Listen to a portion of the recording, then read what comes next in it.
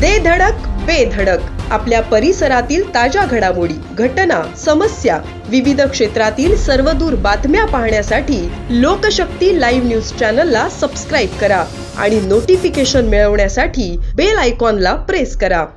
बँकेकडून जादा व्याजदर देण्याची आमिष दाखवून एका महिलेने कळंबोली येथील लोखंड बाजार समितीला तब्बल 54 कोटी रुपयांना चुना लावल्याची धक्कादायक बाब उघडकीस आली आहे।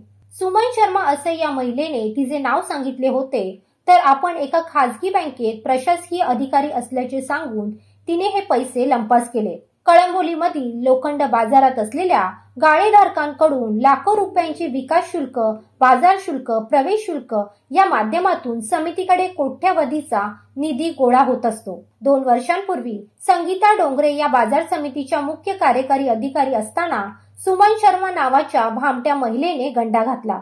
सुमन शर्मा नावाची महिला 1 जून 2022 मध्ये बाजार समितीच्या कार्यालयात आली। तिने स्वतःची ओळख पनवेल येथील युको बँकेत प्रशासकीय अधिकारी असल्याचे सांगितले। बाजार समितीच्या ठेवी युको बँकेत जमा केल्यास कमी वेळेत जादा व्याजदर देण्याचे दरपत्रक आणि आवश्यक ती सर्व खोटी कागदपत्रे जमा केली। यासाठी बाजार समितीने निविदा मागवल्या होत्या, त्यामुळे बँकांच्या व्यवस्थापनांनीही या निविदा प्रक्रियेत सहभाग घेतला।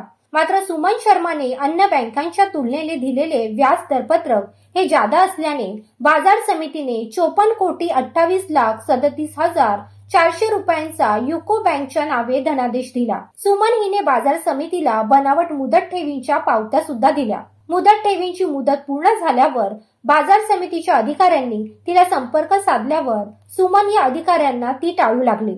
अधिकाऱ्यांनी परताव्यासाठी तगादा लावल्यावर तिने बाजार समितीच्या अधिकाऱ्यांना UCO bank treasury and investment विभागाचे खोटे पत्र मेलवर पाठवले। वेळोवेळी मागणी करून सुमन हिने बाजार समितीच्या अधिकाऱ्यांना ठेवीतील रक्कम परत न दिल्याने सुमन शर्मा हिच्यावर संशय आला।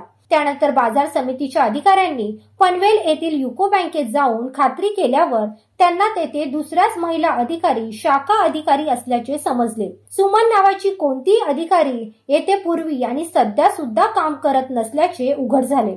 सुमन हिने दिलेल्या सर्व मुदत ठेवीच्या पावत्या आणि इतर पुरावे बाजार समितीच्या अधिकाऱ्यांनी युको बँकेत दाखवल्यावर फसवणूक झाल्याचे बाजार समितीच्या ध्यानात आले। अखेर बाजार समितीचे मुख्य कार्यकारी अधिकारी निकम यांनी सुमन हिच्या विरोधात रीतसर फसवणुकीचा गुन्हा कळंबोली पोलीस ठाण्यात नोंदविला।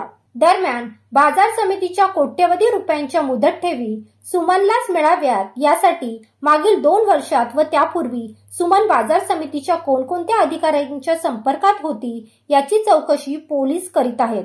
लोकशक्ती लाईव्हसाठी न्यूज ब्युरो, नवी मुंबई।